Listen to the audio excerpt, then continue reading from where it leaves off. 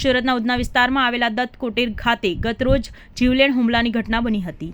દત્ત કુટીર સોસાયટીમાં રહેતા રાહુલ જાદવ પર તેના મિત્ર કિરણ આહિરે દ્વારા ઘાતક હથિયાર વડે હુમલો કરવામાં આવ્યો હતો। જે હુમલાની ઘટનામાં ગંભીર રીતે ઇજાગ્રસ્ત રાહુલ જાદવને સારવાર અર્થે સુરત નવી સિવિલ હોસ્પિટલ ખસેડી આગળની તપાસ ઉધના પોલીસે હાથ ધરી હતી। ઉધના પોલીસ મથકમાં જણાવ્યા મુજબ ઉધનાની દત્ત કુટીર સોસાયટીમાં આવેલ એક ઓફિસમાં રાહુલ જાદવ અને તેનો મિત્ર કિરણ આહિરે પોતાના અન્ય મિત્રો સાથે બેઠા હતા। જે દરમિયાન સોફા પર બેઠેલા કિરણ આહિરે રાહુલ જાદવ પર ઘાતક હથિયાર વડે જીવલેણ હુમલો કરી દીધો હતો।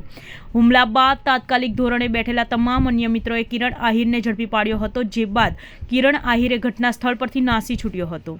હુમલામાં ઇજાગ્રસ્ત રાહુલ જાદવને સારવાર અર્થે સુરત નવી સિવિલ હોસ્પિટલ ખસેડવામાં આવ્યો હતો। બીજી તરફ ઘટનાની જાણકારી મળતા ઉધના પોલીસ ઘટના સ્થળે દોડી આવી હતી અને આગળની તપાસ હાથ ધરી હતી। ઉધના પોલીસે કિરણ આહિરે સામે ગુનો દાખલ કરી ધરપકડ માટેની તજવીજ હાથ ધરી હતી। આરોપીની ધરપકડ કરવા ઉધના પોલીસે અલગ અલગ ટીમો બનાવી શોધખોળ હાથ ધરી હતી। જ્યાં ઉધના પોલીસની ટીમે ગણતરીના કલાકોમાં જ આરોપીને ઝડપી પાડી જેલના સળિયા ગણાતો કરી દીધો હતો। આરોપીની પૂછપરછમાં જાણવા મળ્યું હતું કે 7 વર્ષ અગાઉ આરોપી કિરણ આહિરે ઇજાગ્રસ્ત રાહુલ જાદવની માતાને ગાળો ભાંડી અભદ્ર વર્તન કર્યું હતું। જેથી તે સમયે રાહુલ જાદવે ઠપકો આપી લાફો મારી દીધો હતો। 7 વર્ષ અગાઉ બનેલી આ ઘટનાની અદાવત રાખીને કિરણે રાહુલ પર હુમલો કર્યો હોવાની હકીકત પોલીસ તપાસમાં સામે આવી છે। કિરણ આહિરે સાથે હુમલામાં તેના અન્ય મિત્રો પણ સામેલ છે કે કેમ તેની વધુ તપાસ ઉધના પોલીસે હાથ ધરી છે। ગતરોજ ઉધના પોલીસ સ્ટેશન વિસ્તારમાં એક બનાવ બન્યો હતો। આ બનાવમાં હકીકત એ મુજબ છે કે ગઈકાલે 30 તારીખના 4:30 થી 5 વાગ્યાની આસપાસ 5-6 મિત્રો બેસી રહ્યા હતા એમની ઓફિસમાં। એ દરમિયાન ફરિયાદી રાહુલ જાદવને એની સાથે બેસેલા એક મિત્ર એના એવા કિરણ આહિરે પોતાના પાસે રહેલું એક ચપ્પુ હતું એ કાઢી અને સીધું એના હાથમાં મારી દીધું હતું અને ખૂબ જ ગંભીર ઈજા પહોંચાડી હતી। જે બનાવ અનુસંધાને પોલીસે ગુનો રજીસ્ટર કર્યો હતો। હાલ જે ફરિયાદી છે એની સારવાર ચાલુ છે।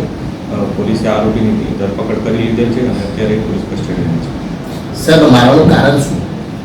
આ સમગ્ર બનાવમાં જે ફરિયાદીએ પોલીસને એવું જણાવ્યું છે કે આજથી 7 વર્ષ પહેલાં ફરિયાદીએ આ જે આરોપી છે એને આરોપીને એના ફરિયાદીના મધરને કંઈક અપશબ્દો બોલ્યા હતા આરોપીએ। તેથી આરોપીને એ વખતે ફરિયાદીએ થપ્પડ મારી દીધી હતી। જેનું અદાવત રાખીને ગઈકાલે આ બનાવ બન્યો હોવાનું ફરિયાદી પોલીસને જણાવ્યું। સર, આરોપી કોણ છે અને ભોગ બનનાર શું વ્યવસાય સાથે સંકળાયેલો છે? આરોપી કિરણ આહિરે કરીને છે, એ ફરિયાદીનો મિત્ર જ છે, એની સાથે જ બેસી રહેતા હતા। ગઈકાલે જે બનાવ બન્યો એ ફરિયાદીની પોતાની કોઈ ઓફિસ છે, એમાં બધા મિત્રો એના બેસી રહ્યા હતા। એટલે એકબીજા સાથે ખૂબ જ ઘણા સમયથી એકબીજાને ઓળખે છે, એકબીજાના સંપર્કમાં છે।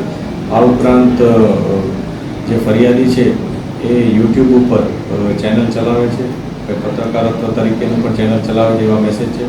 આ તમામ બાબતો પોલીસ વેરીફાઈ કરી રહી છે કે ખરેખર શું બનાવ હતો, આમાં મુખ્ય અદાવત શું હતી, આ તમામ પાસાઓ પર પોલીસ તપાસ કરી રહી છે। સાહેબ, આટલા વર્ષ પછી હુમલા કરવાનું કારણ શું? અગાઉ શું પ્રયાસો થયા હતા અને ઘટના કંઈ સીસીટીવીમાં બી કેદ થઈ જવા પામ્યું છે? આ સમગ્ર ઘટના સીસીટીવીમાં કેદ થયેલ છે, પરંતુ જે બનાવ બન્યો છે એમાં જે અદાવતનું વાત કરી છે 7 વર્ષ અગાઉનો એ લોકો બંને વચ્ચે કોઈ ઇસ્યુ થયો હતો એ બાબતનું છે। અને જે 7 વર્ષ પછી કેમ અચાનક આ બનાવ બન્યો એ બાબતે પોલીસ અત્યારે ફરિયાદીની વધારે પૂછપરછ કરી અને માહિતી મેળવી રહી છે। આ ઉપરાંત ત્યાં હાજર કેટલાક લોકો પણ હતા, તેઓ પાસે પણ પોલીસ માહિતી મેળવી રહી છે કે એ દરમિયાન આ બંને વચ્ચે કોઈ બનાવ બન્યો હતો, કોઈ બોલાચાલી થઈ હતી કે નહીં, એ બાબતે પણ પોલીસ તપાસ કરી રહી છે।